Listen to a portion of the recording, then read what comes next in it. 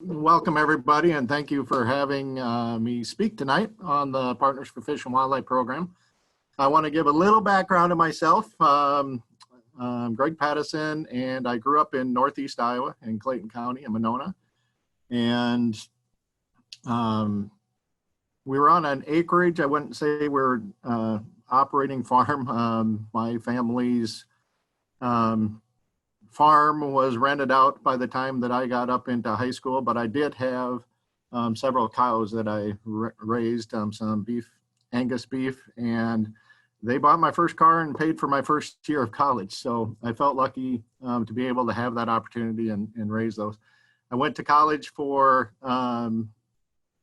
animal ecology and wildlife management, and was able to get started with the Fish and Wildlife Service right out of college, and have worked now 25 years with the Fish and Wildlife Service in national wildlife refuges in Iowa and Minnesota, and for the last 13, 14 years now with the private lands program based in Iowa. A lot of experience over the years in prairie restoration, wetland restoration, and oak savanna restoration. And probably one of the greatest aspects of my job is meeting the great people out there in the landscape that own and manage some of the greatest habitat across the state of Iowa on our private lands. The picture that you're seeing on your screen is an oak savanna restoration project that we had in southern Iowa in Decorah County. Some of you may have heard of Bill and Sibylla Brown in Timber Hill Savanna, and this is a picture of one of their sites. It's one of our poster child for oak savanna restoration in the state of Iowa. So it's been a great pleasure of mine to get to work in the state of Iowa where I grew up and really see some of the unique habitats across the state, and especially the great landowners that we have across the state that want to conserve and manage some of the special habitat areas we have across the state.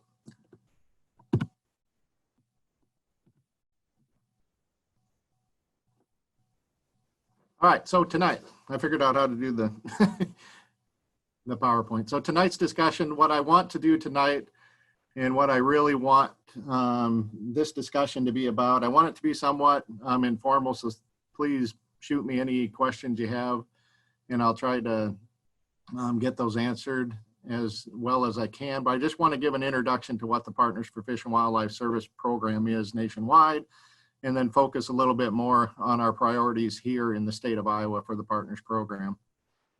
With that in mind, we'll focus tonight, as Maggie said, on the Prairie pothole region and oxbow restorations and what we've been doing in that area for Topeka shiners. And then I'll spend a fair amount of time here in the driftless region where I'm at in Decorah, Iowa, and we'll talk a little bit about rusty patched bumblebees and prairies, oak woodlands, and savanna restoration work that we're trying to do here. And kind of throughout the talk, you're going to hear how we build partnerships and really build on a strong foundation for conservation in Iowa, and try to connect some of the dots for habitat restoration across the state. And then we'll have time at the end for questions and discussion. So the Partners for Fish and Wildlife program. It's basically the U.S. Fish and Wildlife Service private lands program where we provide technical assistance to landowners interested in restoring and enhancing wildlife on their properties.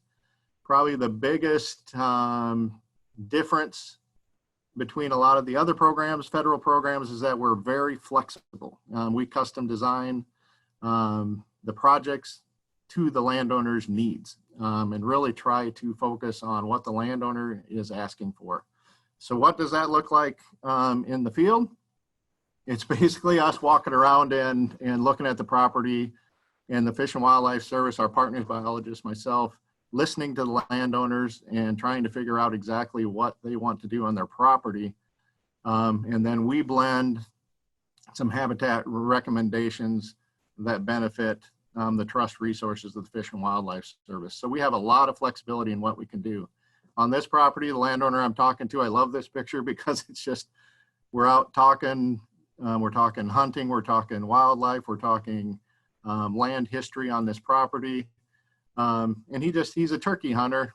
In this case, he's a retired farmer wanting to do some turkey hunting and really improve his property on this for turkey hunting. and going into this woodland and really improving, getting rid of the overgrown trees and open it up to the native vegetation and open this area for his interest, which is turkey hunting in this case. So our program is guided nationally, of course, by policy. We're the federal government. So we do have some policies, and they're very basic: to promote and implement habitat improvement for our federal trust resources, which include threatened and endangered species, migratory birds, basically any species that cross state lines or that are declining rapidly and kind of need that extra boost of help from us. And throughout our projects, we try to provide conservation leadership and promote partnerships to build on the resources that are available out there to build our program and build funding networks, cost-share networks, to try and be able to get those projects accomplished on the ground. At the same time, encouraging understanding and learning within the public. So we do a lot of outreach workshops and landowner workshops in the field, trying to get people a true understanding of how the ecosystems function and the value of what is happening on the landscape and the working landscape a lot of times, and how the ecology of the area can really benefit the working landscape. And of course, we work very closely with the U.S. Department of Agriculture, NRCS Farm Bill programs, and try to work to make sure that those conservation programs are meeting some of the wildlife benefits that we hope those programs can deliver. So a lot of that is with our staff sitting on the State Technical Committee or other program subcommittees to make sure that all those programs are getting the benefit for the wildlife. How do we prioritize some of our projects? Again, our priority is for improving habitat for our federal trust resources and migratory birds, threatened and endangered species, interjurisdictional fish, and those declining species. That's our top priority. And we also want to complement the activities of the National Wildlife Refuge System by creating land habitat on private lands surrounding those refuge systems. So we kind of build corridors, if you will, of habitat between the National Wildlife Refuge System and other federal state conservation lands. And we also look at what other people within the state, other partnerships, other organizations, state, federal, county, and non-governmental organizations, what their priorities are, and try to collaborate as much as we can to build on those partnerships. The overall result is trying to have a self-sustaining systems where our wildlife has the benefit of connectivity on the landscape and has a chance to survive. So the Partners Program was initiated in 1987, so it's a relatively young federal program in Iowa. It was established in 1991. We're headquartered out of the Neil Smith National Wildlife Refuge. So the blue stars are where we have staff in the field. Andrew D'Alessandro is the current state coordinator, headquartered out of Neil Smith. I'm up in the Driftless area in Decorah, and private lands biologist, and work with landowners and other organizations kind of focused up here in the Driftless area. Previously, I was down in southern Iowa for about 12 years doing oak savanna restoration work down there. With priorities, we shifted my position up to the Driftless area. Derek Weisenflew, some of you may have met Derek. He's up at Union Slough National Wildlife Refuge in Kossuth County, and his main focus is the Prairie pothole region. A little bit of the Little Sioux watershed, and then he does get over into the Luss Hills a little bit. Ron Konopik is a collateral duty biologist with us. He's out of Port Louisa Refuge and really focuses his efforts around the Port Louisa Refuge in southeast Iowa to benefit the species in the refuge down there. The yellow stars that you see, this one at the Quad Cities is the Illinois-Iowa Ecological Services Field Office. They're the ones that do a lot of projects in Iowa for endangered species. They've done a lot of the Topeka shiner work, work on the eastern Massasauga rattlesnake, and are doing a lot with the rusty patch bumblebee as well. We had Andrew D'Alessandro in that position until the state coordinator retired, and he took the state coordinator position. And it's currently vacant right now, but we do have staff in there still doing endangered species work throughout Iowa. So we still have that support.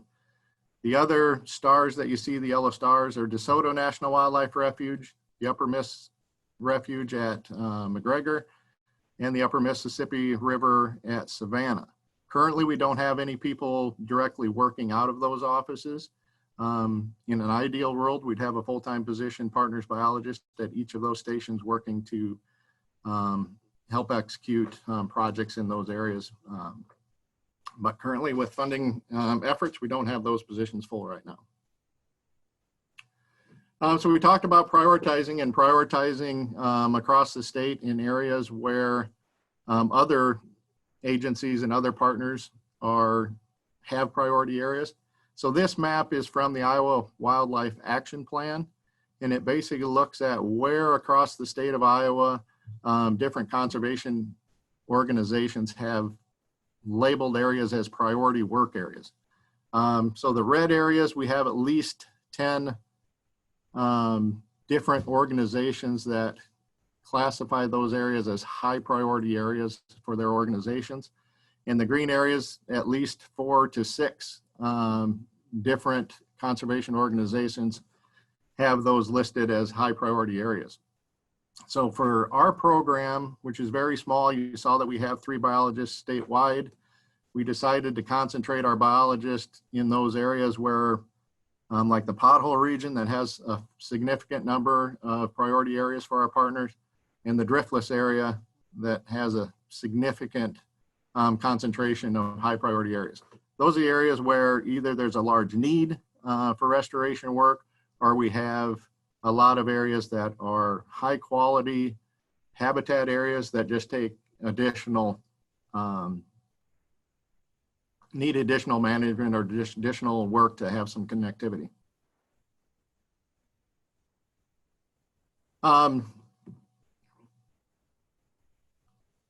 We'll move on, but I want to make sure that I'm getting through, and I'm reading some of the questions as they come along, and there's some good information, Carl, you're putting up there on Savannah's. It looks like some good connections in there. So, so I want to kind of narrow down and focus what our office is doing in some of the particular areas. So in the prairie pothole focus area of our program, you can see the blue line is the prairie pothole region. That's where the last lobe of the Des Moines Glacier kind of came down. It's a flat area. It's the southern extent of the prairie pothole region that goes all the way up through Minnesota, the Dakotas, and into Montana. This is a critical area for waterfowl production, for waterfowl migration. And so wetland restoration has always been a key part of the work of our office in this area. Since we're having some reductions in budgets and tight staffing, we have to focus even within these areas sometimes. And so within the prairie pothole region, up in this neck of the woods, in the northwest corner of the prairie pothole region, we have the Little Sioux watershed, where we're doing a lot of prairie management, managed grazing programs. We're doing a lot of cedar tree removal incorporated into those grazing management programs, and basically prairie restoration. So a lot of work up there for pollinators and grassland bird habitat. And then we're also doing some wetland restorations to enhance those areas as well. And then up around the Great Lakes area, again, a lot of focus on prairie restoration, wetland restoration up in those areas to provide some watershed management, water quality issues, but also wetland habitat, pollinator habitat, prairie habitat for grassland birds up in that area too. The prairie pothole focus area also includes what I really want to focus on here in the pothole region is the Topeka shiner habitat. Topeka shiner is a small minnow You can see it in the lower right-hand corner by the map. It's a tiny little fish. It's a beautiful little fish when you catch it, minnow, but it's been endangered because of the degradation of a lot of the streams and watersheds that happened over the years, and really partially because of sedimentation and incising of the streams. A lot of the oxbow habitat was disconnected from the streams. And what we figured out is that those oxbow habitats along the streams were some of the spawning grounds for the Topeka shiner. So in this area, the Fish and Wildlife Service created what's called critical habitat. It's the habitat the Topeka shiner needs in order to survive. And so we have the Boone River watershed, the North Raccoon River watershed, and in the very far northwest corner of Iowa, the Rock River watershed. And so these areas have been designated as critical habitat for the Topeka shiner. And so what we've found out over the years is we've tried doing some stuff in the streams, we tried doing things, but the biggest benefit we had were the oxbow restorations.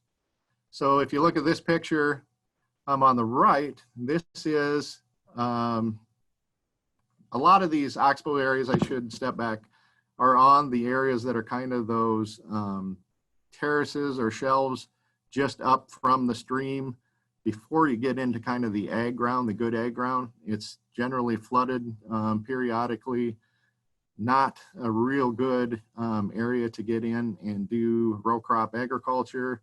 And usually they're fairly narrow and small areas, so it's not being used for grazing or row crop agriculture for the most part in these areas. And we're trying to target these areas. And what's happened is that runoff and sediment has filled in some of these oxbows and basically disconnected this little oxbow from the stream. And we can go in and excavate out. And basically the way we do it is we excavate so that there's a connection downstream. So when it floods, it backs water into the oxbow. And then as the flood recedes, the water recedes and these oxbows stay full of water. It kind of traps Topeka shiners and other fish in the oxbow with the excavation, and I'll show you some of this in a little bit. With that excavation, we get it deep enough so that they can survive over the summer in these ponds. They spawn, raise their young. The next flood comes along, the river comes up, it connects back into the oxbow. The Topeka shiners are able to go back into the stream. It's kind of a fascinating way that this works. And we've been extremely successful with the project making this happen. And as you can see along the edge, we also can plant a lot of pollinator habitat along the edge and make that really successful habitat for the area. So what does it look like? The oxbow restoration success and potential. The watersheds that were designated critical habitat, the Boone River watershed, we've mapped over 160 oxbows. On the watershed, we have restored so far 30 plus. The North Raccoon watershed, we've mapped over 200 oxbows and have restored over 70. In the Rock River watershed, we haven't done any of the mapping yet, but we have started restoring some oxbows in that area with 2 of those in 2019. So if you kind of add that up, there's probably around 400 plus oxbows, and we've been able to actually restore about a quarter of those. And as I mentioned, a lot of these oxbows are in these shelves kind of up from the river, and they're typically not being farmed. So it's really has not been an issue with a lot of landowners saying, yeah, you can go in and restore that because they're not really using it anyway. So you can see on this picture, we go in and basically excavate, and sometimes the sediment can be as much as 6 to 8 feet deep.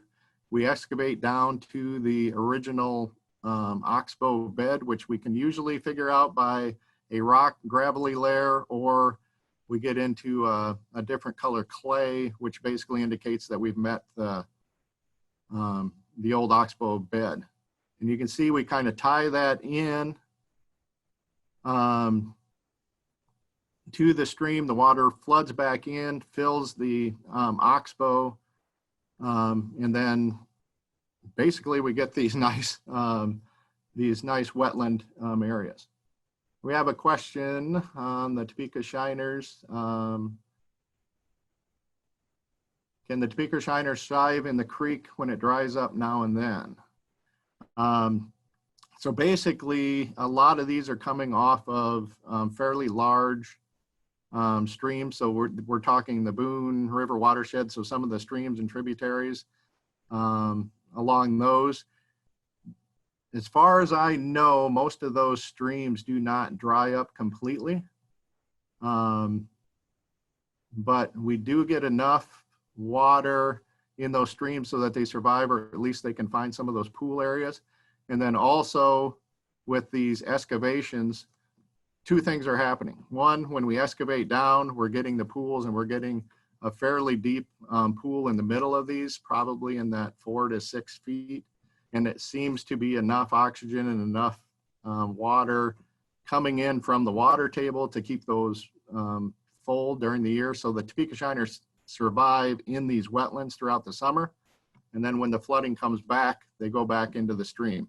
I'm assuming that not all Topeka shiners get trapped in the stream, and they are in the oxbows and are in the stream all summer long. So generally, we have a combination of the oxbows and the stream enough that the Topeka shiners have plenty of habitat to survive. And so what we've seen is we've gone from habitat in the beginning that basically is not going to support Topeka shiners because it's filled in and no water. We fill these streams up, we get the flooding, and in the first year or two, we've been able to go in and test, and we will find a handful of Topeka shiners. Once we have the water full and we have full pool on these oxbows, and then we go back in and do these drag nets, these long drag net, and we drag the entire oxbow, and we do counts. We've seen upwards of 300 Topeka shiners in each one of these oxbows. So it's been a tremendous success for our program. And it is expensive, but so far the Fish and Wildlife Service and our partners have been able to pay for pretty much all of that restoration work. And then the dirt that we're excavating out of these oxbows, we take right back up onto the farm fields, and they're spread on the farm fields. And we've heard reports that they are very fertile and get really good crop production off of the dirt that we're putting back on those farm fields. And there was one thing, what else did I want to mention on this? So basically it's been very effective. Oh, and the next step in this process is now that these oxbows are part of the Iowa nutrient reduction strategy.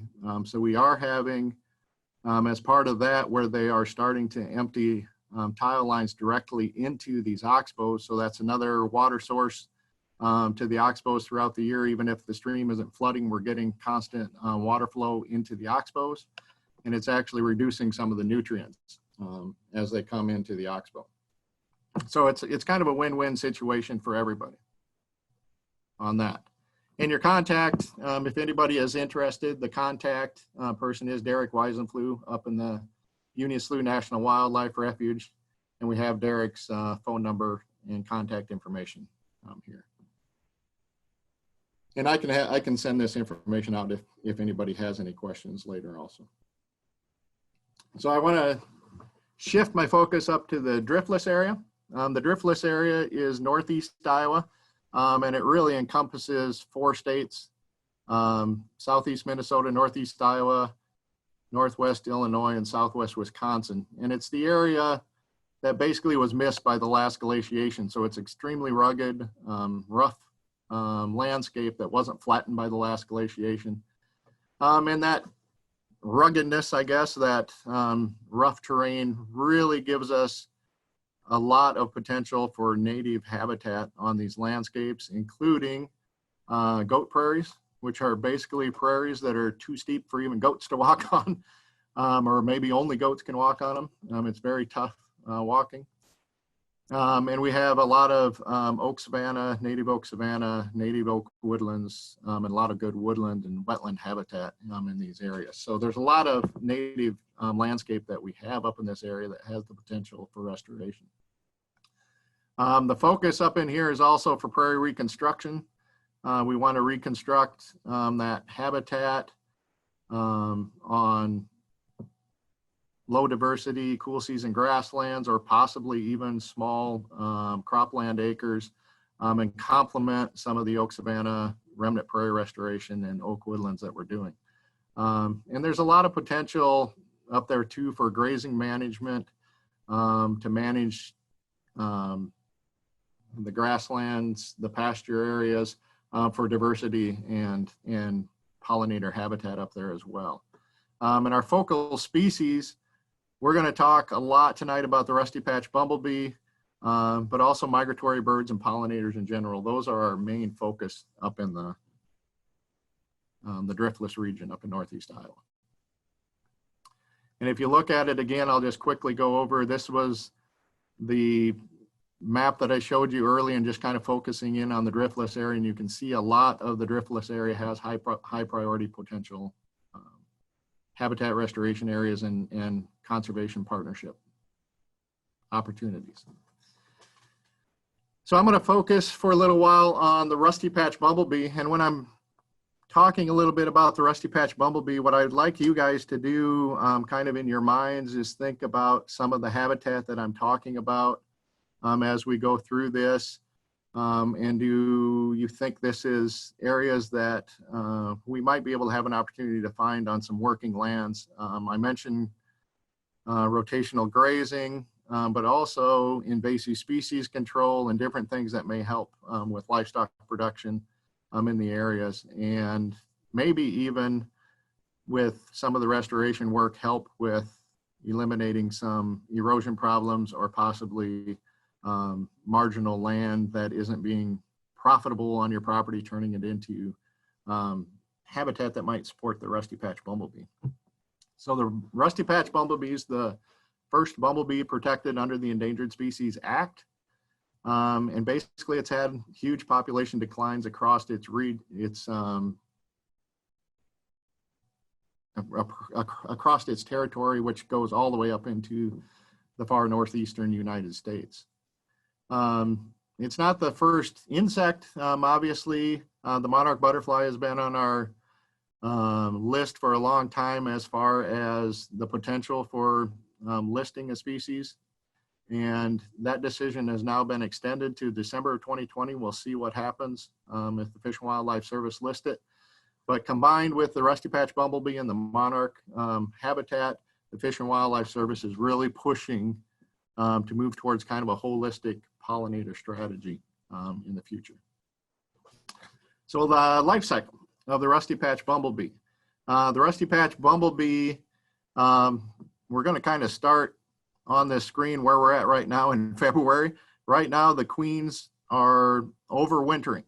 And what we've learned from the Fish and Wildlife Service and the research that's going on with rusty patch bumblebees is that we're assuming that the vast majority of the rusty patch bumblebee are somewhere in the woodlands overwintering. They tend to overwinter in the first few centimeters of the leaf layer and maybe just below the soil layer. So that has some management implications. For oak woodland, oak savanna management, we really encourage the use of prescribed fire to burn through those areas. What I would say is that we really need to be conscious of where rusty patch bumblebee habitat is and where it might be on the landscape. We'll talk a little bit about that as we go through the talk. But being careful not to burn through all of the property, making sure that we're segmenting and not burning annually on some of these areas that might have rusty patch bumblebee. And then also looking at the timing of our burns to make sure that the burns aren't extremely intense so that we don't burn all the way through the duff layer, but really burn the leaf litter to remove some of that leaf litter and control some of the brush that we want to do in our oak savannas and oak woodlands. So the queens are in that area. They're in the woods right now. Very soon, try to get my cursor back here. Very soon we'll be getting into the rusty patch bumblebee is one of the earliest ones for the queens to come out. So the queens come out as soon as the frost and snow comes off the landscape, and as soon as those spring ephemerals in the woodlands start to bloom. The queens are solitary for much of the spring. They're out finding nectar, and it's those spring ephemerals, those early spring blooming plants, some of the early spring blooming shrubs and trees, plum brush and some of those things. That is what the queen is really using as a forage source. And at that same time, she's looking for that nesting habitat. And her nest is going to be somewhere out in the prairie, most likely, in an old rodent den, in that loose soil, where she can get down in and have a hole in the ground, basically. Could be under some logs, where she can get a pocket of protected area for nesting. And then, in early June, we start seeing, she's laying her eggs. In early June, we start seeing the female workers come out. And those female workers are going out into the prairies, into those areas that have high value nectaring plants, finding those resources, bringing them back, feeding the queen. She continues to lay eggs throughout the summer. By July, we start seeing some of the male workers coming out, and the colony is starting to build. Later in the summer, late summer, early fall, the new queens start to hatch, and the new queens start to come out of the colony. The males and new queens are mate usually in late fall into October. And then when the flowering plants start to senesce, we start to lose the ability to find nectar. The new queens, they start to go find overwintering habitat. The rest of the colony dies off. And the whole process kind of ends there. The queens overwinter by themselves, and then the process starts up again in the spring. So what do they need for habitat? And this is, again, where I ask you guys, where could we find maybe some of these habitats on some of the farms and working lands, especially up here in the eastern Iowa and in the driftless area. But in that ideal foraging habitat, they need at least 10 plus flowering plants blooming throughout the spring, summer, and fall. A lot of the superfoods like wild bergamot, prairie clover, a lot of those common and really productive prairie plants, and then also immune building plants, ones that really get them through and they can fight off a lot of diseases and fungus and all those types of things that they're fighting against, including the wild bergamot, again, turtlehead, wild blueberries, wild cranberries, different plants that they can get those nutrients that they need. So they're needing that basically throughout the summer. Their nesting habitat, like I mentioned, is 1 to 3 foot below the ground. A lot of open prairie areas. When it says undisturbed native bunch grasses, we're actually, in the last couple of years, we're finding a lot of rusty patch bumblebee habitat on reconstructed prairies. We're finding they're using those reconstructed prairies. So it's not necessarily undisturbed native prairie, but these areas where they have a lot of nectaring resources and the ground is kind of loose, and maybe we have a lot of gopher and mole activity, mice that are creating some of those cavities in the ground that they can nest in. They like that uncompacted, loose soil in those areas that are actively being dug in by the rodents. And I would say that a lot of these areas, low intensity grazing as part of a rotational system of grazing would be really beneficial to the prairie, because they have to have these diverse prairie areas and these diverse plants, and grazing can be an integral part of maintaining long-term the diversity in those native prairie plants. But we do want to watch, especially if we know that we're in a high priority area for rusty patch bumblebee, that we're not burning and mowing the entire areas in those sites. Overwintering habitat, we talked about. A lot of that habitat is on the areas in woodlands where they're going to have high probability of good spring ephemeral plants blooming when those queens come out of their nesting grounds in the winter. That's where they're going to be most successful. So if we have open woodlands, a lot of sunlight getting into those forest floors with a lot of spring ephemeral plants, that's the kind of habitat that we're looking for. Where there's not a lot of invasive species, so we want to go into the sites and control honeysuckle and buckthorn, especially to make sure that they're not shading out those spring ephemeral plants. Brush piles, duff layer, those are good things to have in that habitat, so those bees have a spot to go and look at or find those areas that they can overwinter. Again, with fire going through the area, I encourage fire in oak woodlands, but just make sure you're not burning your entire woodland area off in a single year.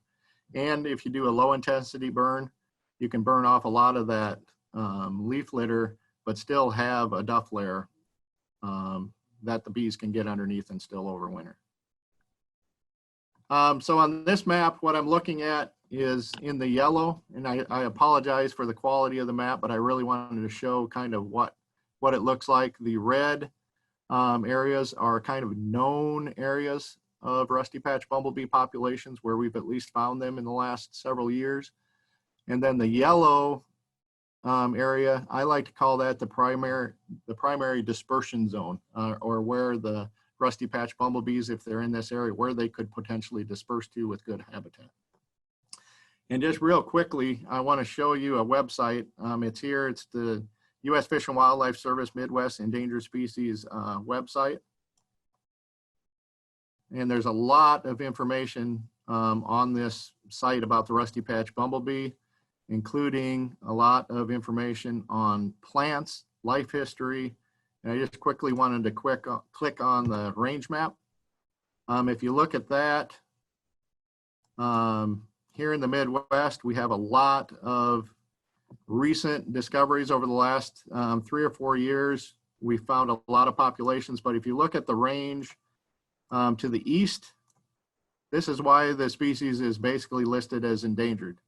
This used to be the hot spot for the rusty patch bumblebee, and in recent years, we're only finding the rusty patch bumblebees in scattered areas. I think we'll find a few more as we intensify looking for the rusty patch bumblebee. But you can see that right now, for population management of the rusty patch bumblebee, we're really concentrating in the Midwest, and certainly Iowa, Minnesota, Wisconsin, Northern Illinois is kind of a hot spot for rusty patch bumblebee. If we zoom in on here, you can kind of see where rusty patch bumblebee in Northeast Iowa and the driftless area is located.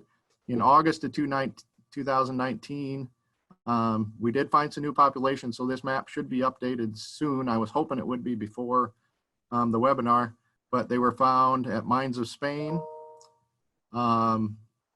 Also, another spot in Dubuque County, Jones County, Delaware County, and one population in Fayette County. So what I expect over the next 3 or 4 years, as we look for more population, as we do habitat work for rusty patch bumblebee in our area, we're going to start to look a lot like what's happening over in Wisconsin and down around the Iowa City area. And I think we'll start to see a lot of this habitat connect. All right, I'll go back to the slideshow, and I'm going to zoom in a little bit on one of the project areas. So when I mentioned the Partners Program really likes to connect and work in areas where we can connect federal and state lands. Of course, we're looking at Yellow River State Forest, Effigy Mounds National Monument, and the Upper Mississippi River National Fish and Wildlife Refuge. So we have a high concentration right in this area of public lands, and we have a lot of private land that's right within where the rusty patch bumblebee is or has a potential to be dispersing. So this would be a high priority area for doing habitat work, talking about oak woodland management, savanna restoration, native prairie restoration, goat prairie restoration, seeding down and seeding new prairie areas in this area on private lands. One more, this is up in the far northeast corner of Alameda County and far northeast corner of Iowa. We're looking at Minnesota and Wisconsin, the Mississippi River on this side. This is New Alabin and Lansing. And we have a priority area where rusty patch bumblebee was found. This is kind of the Sand Cove area, if you're familiar with that. And we had the Iowa DNR had created a GIS layer of where the goat prairies are located in the northern part of Alameda County. All of these green dots are basically steep hillsides of potential goat prairie habitat, the vast majority of which are covered with cedar trees at the time. So we have an opportunity in here to go in and do goat prairie restoration and remove cedar trees, get the prairie vegetation growing on these sites as potential high priority areas for the rusty patch bumblebee, as well as these other green areas, which are a lot of oak savanna, oak woodland potential for management. So we have our overwintering habitat as well. And it kind of follows right along the upper Iowa River. And you can see that it kind of connects then over into Winneshiek County to some of those other areas where we can potentially create kind of a corridor of habitat for the rusty patch bumblebee to move around the area and hopefully expand its habitat and population. Just an example of what that looks like. You can see the steep, rugged hills of Alameda County. This is a site where the cedar trees were taken off of during the winter. This is in June. You can see some of the vegetation starting to come back. And just a few months later, towards the end of summer, you can see how well the prairie responded within just a few months of being open to sunlight. There's a lot you can't see really in here, but there are a lot of different forb species that come into this site. So this has high potential for rusty patch bumblebee habitat. The other big benefit of this is a lot of other pollinators, rare pollinators, such as Leonard skippers and different beetles and other pollinators that are really unique to the goat prairies in northeast Iowa. So we have a lot of opportunities in the area to really partner and pull together funding sources to get out and do some of this work. Many of you are familiar with the EQIP program. A lot of the EQIP programs that are beneficial for rusty patch bumblebee include prescribed burning, herbaceous cover, riparian cover, early successional habitat development, wetland restoration, forest stand improvement. All of these are currently being at 75% incentive payment. And a lot of these other projects practices are moving to the 75% payment. Brush management, fire breaks, rare and declining natural communities, wetland enhancement. For a lot of these, especially the forest stand improvement projects, you do have to have a forest management plan. But again, that's where the Fish and Wildlife Service partners, biologists, myself up in this area can work with foresters and help you get those plans developed. And the Partners Program is really starting to work towards providing cost share in conjunction with EQIP in some of our high priority areas. So we're hoping for the oxbow restorations in the prairie pothole region and some of the cedar removal and prairie restoration work in the driftless area that we'll be able to possibly go as far as picking up 15 to 25% of that extra cost that those EQIP programs are providing, so that we can basically in those priority areas where we're really focusing our efforts, encourage more participation in those EQIP programs. And I see we had one question: is the regrowth on those goat prairies, was that just from the seed bed? That is both from the seed bed and existing plant growth. So those plants are kind of in the shaded cedars, are growing just kind of in a dwarf state, and then they're released as soon as they get that sunshine. Another program that's been really successful for us, especially when we started doing a lot of our monarch work, but now with our rusty patch bumblebee and our holistic pollinator program, we work with the Iowa DNR on their Prairie Partners Incentive Program. So the DNR Prairie Partners Program will pick up 50% of seed cost for restoring or reconstructing prairie habitat.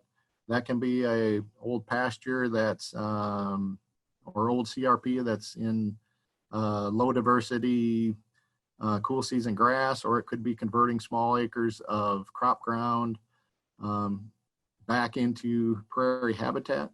In our priority areas, the Fish and Wildlife Service is now picking up 50% of the seed cost. So basically, the landowner gets the prairie seed at no cost, and they just have to make sure that they get it seeded and do the management on that property. A lot of times we can come in, I do have equipment here in Decorah, where the local sites around the Decorah area, I can even come in and do some of the seeding if needed on those sites. So it's a really good program. We've been able to get hundreds of acres across Iowa seeded down to prairie habitat, and especially around some of those goat prairie areas and woodland areas, we can really expand the habitat range there of quality habitat for rusty patch bumblebee. And the other opportunity I think that we really have coming into the future is kind of these working lands, working with farmers, working with producers that are using the property for management, to do some grazing management work to increase and improve their pasture habitat, but to also improve pollinator habitat on some of these sites, and maybe even create some habitat on existing pasture land for rusty patch bumblebee and other grassland bird species. And another big issue that's coming, and I don't know how many of you have heard of this, but Pheasants Forever is one organization that's really pushing precision agriculture for conservation. Looking at those areas on your farms that maybe aren't productive. A lot of this is going into the large row crop fields and pulling out those acres that are not being productive, that they're losing money on in a historic fashion over the years. They've just lost money on these properties, and pulling out those acres and seeding them down to habitat or restoring wetlands on them. So they benefit water quality in the area, but also provide some wildlife habitat and conservation benefit, and brings up the whole rate of return on the investment that they have for the entire farm. It's really becoming a big thing, using the precision ag equipment that's now on much of the equipment that a lot of the row crop farmers are doing. I think we can even tie that in precision agriculture when we're looking at managing some of the small areas on farms, not necessarily in row crop production, but that are just marginal, or possibly just kind of a sink on the farm that you aren't getting any profit of, that maybe we can turn that around and make a profit for you on that. And a lot of times this can also be tied into CRP practices. So you're getting a rental rate on that. The new Prairie Strips program is now, I think, part of a CRP practice, so that you can get some of those payments on them and create some of that pollinator habitat. So I'm kind of wrap up here as we get towards the top of the hour. So what we're really talking about with the Partners for Wildlife program is looking at building partnerships, finding those habitats and those partners that are interested in conservation, interested in wildlife habitat, interested in improving a working farm in many of the cases, and building those partnerships out. In this picture, this is Andrew D'Alessandro, the state coordinator of our program, Derek Weisenflew out of Union Slough, and this is me, Gregg Pattison, up here in Decorah. And so we're trying to find that habitat niche that we can really focus in and find that quality habitat for our pollinators, and so much more on the landscape, including migratory birds, grassland birds, waterfowl, bobcats, and also just to improve the landscape for the landowners, many times looking for recreational opportunities on their landscape. And so with that, I'll leave you with a picture from Heritage Valley along the Upper Iowa River. It's a Iowa Natural Heritage Foundation site where we've got some hill prairie restoration along the Upper Iowa River. This looks like ideal rusty patch bumblebee habitat up here. So some questions that have been coming through. Cost share funds available outside of our high priority areas. So yes, we do. We have traditionally the Partners for Fish and Wildlife Service program. And traditionally, we worked across the state of Iowa. In the past, we've had as many as 3 or 4 collateral duty folks working out of wildlife refuges. We've had to concentrate that a little bit just because our budgets have shrunk over the years, and some of the additional funding that has come in for programs like the Monarch has kind of dried up, and they've shifted some of that money to western corridors in the United States.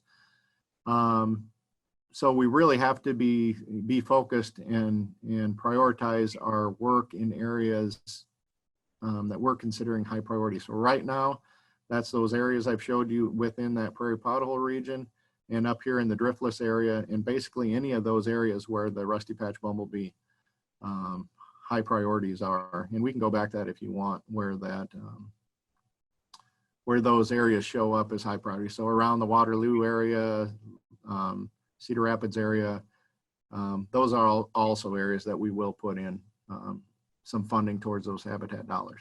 Another thing that we do is really partner and work with landowners outside of the priority areas to find where USDA programs can potentially come in and cost share, and find, you know, if an EQIP program or CRP program or other program may be able to find some of those dollars, if that answers that question.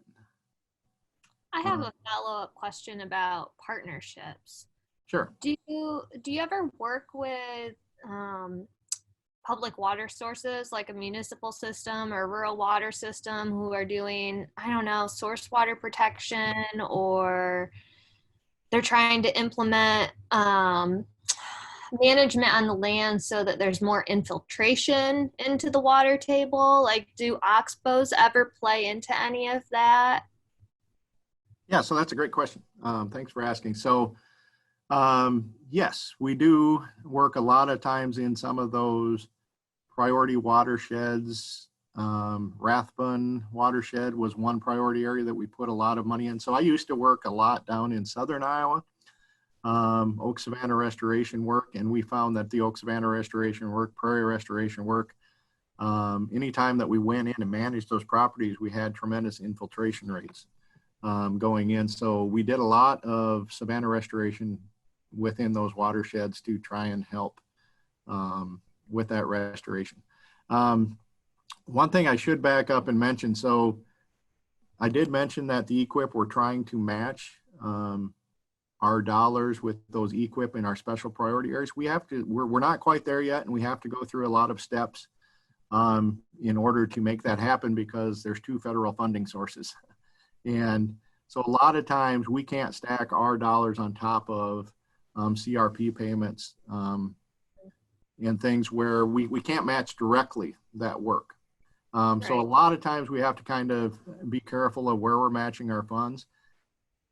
But if there is a lot of times we will go into these projects, and EQIP may pay for a prescribed burn, and our program may pay for timber stand improvement on a property. Or CRP may restore a prairie habitat on an area, and we may go in, and the landowner may say there's a wetland that could be restored on that property, and we can go in and restore that wetland. So a lot of times we do kind of stack our practices that way. But we do work with a lot of municipalities around the country. So the Partners for Fish and Wildlife program is a private lands program. our definition of that is non-state and non-federal lands. So we work a lot with county conservation boards, county highway departments, municipalities. We can go in and spend our money on projects working with those agencies as well to improve some of the habitat and restoration work they're doing. So if they're doing a water project, we can add wildlife habitat to that as well. So thanks for that question. And then actually a follow up to that. So you mentioned early on that you're pretty fortunate that you have a lot of flexibility with what you can do on private lands as compared to maybe some other agencies. Is it just like the nature of working with private lands that you're able to be so flexible with how you implement these funds and management practices? Yeah, that's part of it. As part of it's just the program is written in such a way that we can we can work with the landowner. So if a landowner's, and I should say it this way, if the landowner's goal is hunting and deer and turkey management, we can be flexible enough to work within what they want on their landscape, as long as we're doing some of the practices that are good for migratory birds or an endangered species. So savanna restoration, for instance, is very good for deer hunting and turkey hunting. It's also very good for migratory birds, and in southern Iowa, the endangered Indiana bat. So we have some flexibility in how we administer our program, and I'd say that is a big part, just the way the Partners Program language for our program is written, but also it's because we're working with these private landowners that have a lot of different interest and desired outcomes on their property, that we want to be as flexible as possible to be able to meet their objectives. And that also goes for working lands as well. We realize that grazing is a key part of prairie management. And so we want to make sure that we're working with producers in a way that they are still profitable grazing on their property, and possibly working with some recreational landowners that we have to get grazing on recreational lands on neighboring property to producers, that they can also rest some of their pasture and get cattle and the grazing benefits on the ecosystem on the neighboring recreational lands. So there's a lot of flexibility we have in our program. That's great. So we have a question from Doug. He said, I'm converting 30 acres of row crop to a mix of grazing pasture and pollinator CRP, waiting on a call back from FSA on the latest general sign-up. If I lock in a bid in the next couple weeks, can we still work with you on the best habitat for wildlife? Yes, absolutely. So I'm assuming just the way the CRP is written, so part of that is going to be not in CRP and part of it will be in CRP. Just the way I'm reading the question. But yes, we absolutely, up until the seed goes in the ground, we can work with you on those mixes. And then the Fish and Wildlife Service, we do have the ability to go above and beyond what you're putting into that pollinator mix or that CRP mix. So if we're looking at, one of their general mixes and you meet their standards, we can cost share above and beyond what their standard is to get more diversity on the landscape, or even look at some of those, immune building species or superfoods for pollinators and get some of that extra seed for you on the site. And then work with you on a management plan too, and FSA on the management plan to make sure that it best suits, depending on where you're located, the different pollinator species that we're looking at. So in Iowa, the rusty patch bumblebee range is basically, for the most part, east of I-35 and kind of north of Interstate 80 for the most part, and then a little bit farther down into southeast Iowa. maybe that Highway 163 angle from Des Moines down and northeast of there. So if you're in that range, we could even do something with, seeing if rusty patch bumblebee habitat might be something in the area. So. I have a follow-up question on the rusty patch bumblebee. Sure. So what is it about, why is the rusty patch bumblebee endangered? But there's a whole host, there's a bunch of different types of bumblebees. Like, what is it about that bumblebee that they don't have enough habitat because of their life cycle, and they're more prone to having that life cycle disrupted? What is it about the rusty patch bumblebee compared to other types? Yeah, I think the reason the rusty patch bumblebee was listed, if you look at that range map that I showed from the website, there used to be, so I think it was in the 1930s or 40s or 50s, somewhere in there, there was a lot of research and some study done where ecologists went out and they documented where the species was. And then I believe in the early 2000s, around 2010, they went back and they repeated that study and found that most of the locations where they were documented, they were no longer finding them. And so they had started and done that research kind of in the northeast of the United States, that northeastern portion of the United States. And so they were seeing 87 to 90% declines in where they were finding the rusty patch bumblebee.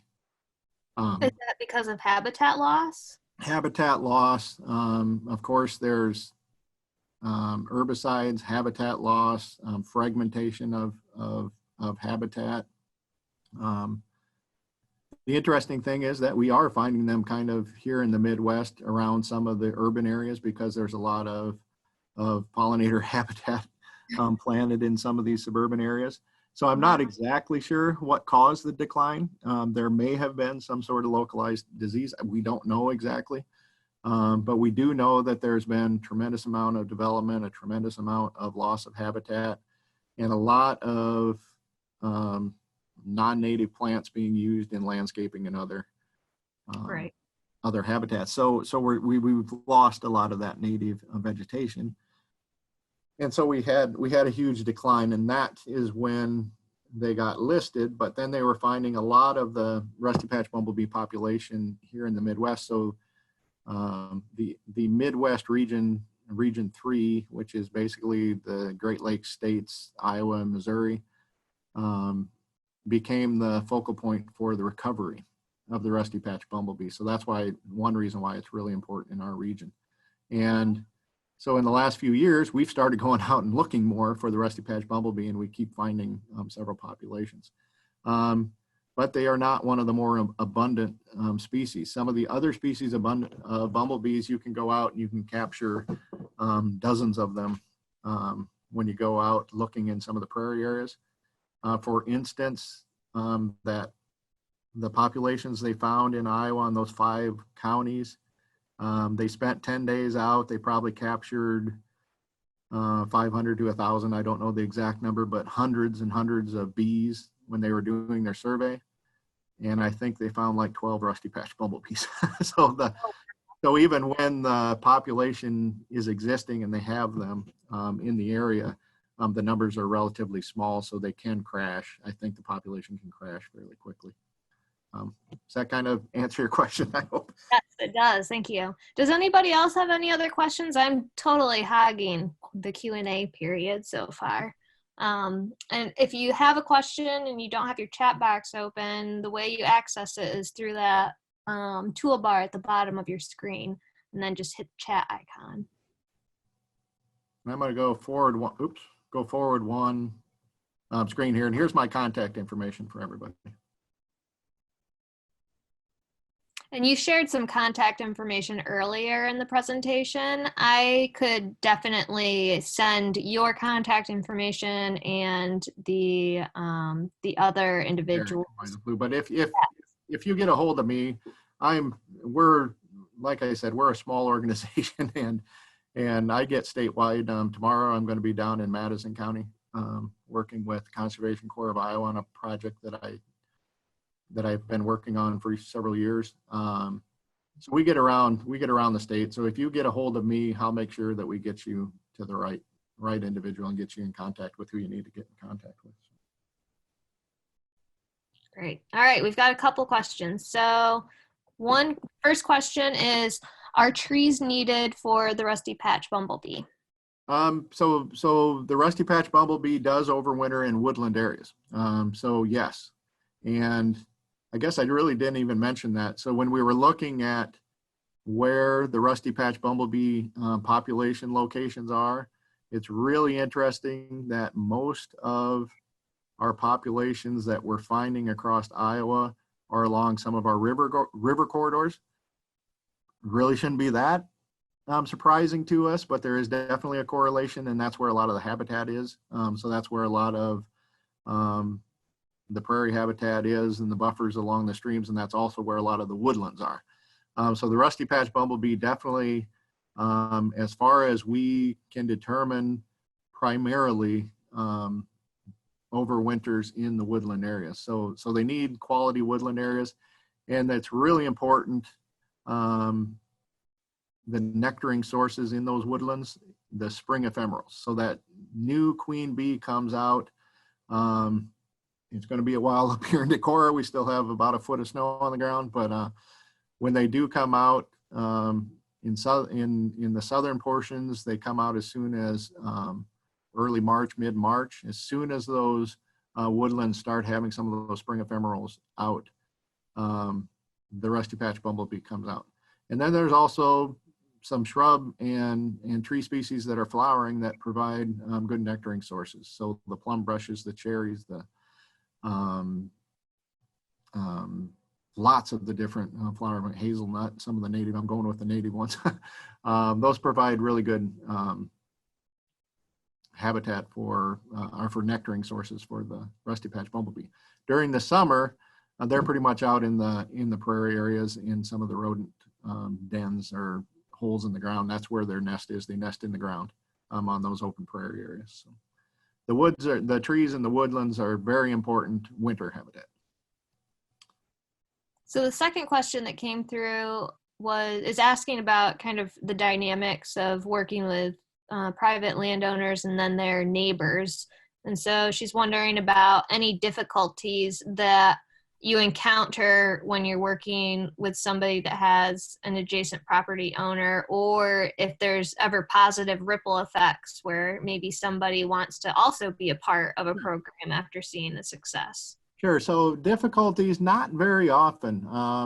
The times where we may have some difficulties on that is when we're doing some of the wetland restorations, and maybe there's concerns over tile flow, or we'll do a wetland restoration where maybe an outlet or a tile gets plugged up, or a beaver gets into a control structure and plugs up a structure and it backs some water up. But that usually we can quickly alleviate those problems and mitigate that. And we really work with the neighboring landowners from the start of doing a wetland restoration, just to make sure there aren't any issues there. But for the most part, no, we don't have many difficulties.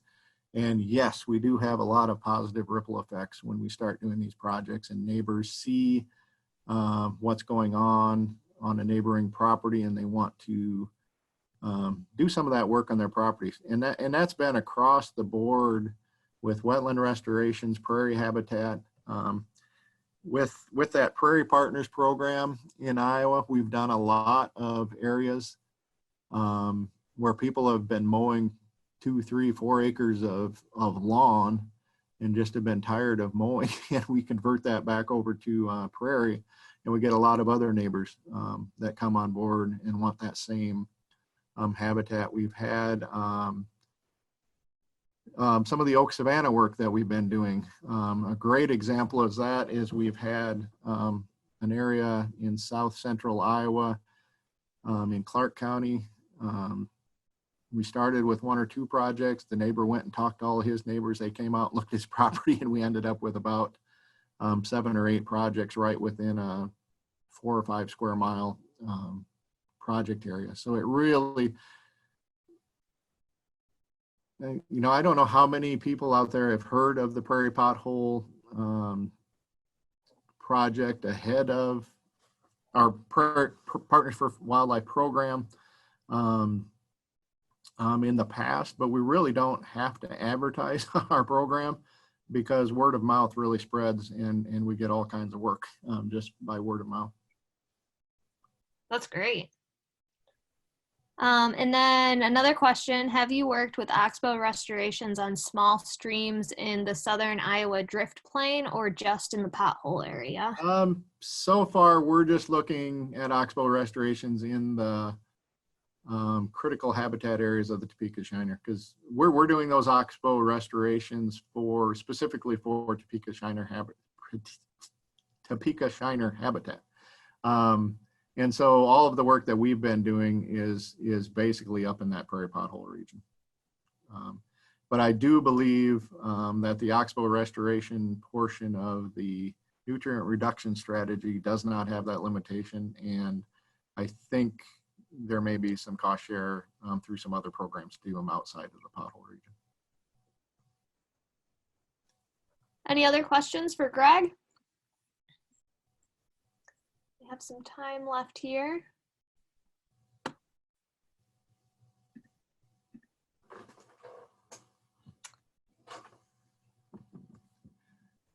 I would encourage anybody, you know, if you have any questions or if you just want somebody to come out and see what types of habitat projects or what opportunities there may be on your farms, to get a hold of me.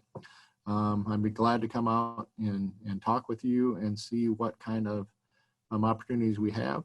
We're very good in the private lands business, both state, federal, our NGO partners, at finding the right program for you. So a lot of times we'll come out, we'll discuss the opportunities, and we'll say, you know what, the best thing for you is to contact Pheasants Forever, and they have a great program for habitat. They have a Habitat Forever team that could come out and help you out with the project, or, you know, EQIP would be probably your best bet on this project, or, you know what, we got a great program for you. We can work with DNR Private Lands and basically take care of what you want to do. So a lot of times we can find the best fit for the individual landowner as far as conservation programs out there in the state. That's really valuable advice. I think that, I know for me, when I hear about all these different programs, I'm not even a landowner, but when I try to wrap my head around what's offered from which funding sources and how much overlap there is, it's a little intimidating to know where to even go to begin trying to hunt out those answers. So it can be very intimidating, and that's where I showed you that picture of the landowner and I just, you know, walking through the woods. That's literally, you know, it can be down at the coffee table looking at maps, but I really like just to get out and we can walk around and look and see what's out on the landscape, what you have, you know, for potential issues, but really just to listen to you and see what you want for the property, and see if we can find the best resources out there for you to achieve your goals. Thank you so much, Gregg. This is really helpful, and I hope that everyone that logged in tonight learned something. If anybody has any follow-up questions, Gregg has already made it very clear that he's happy to help out, so you can reach him at the contact information he's got listed there.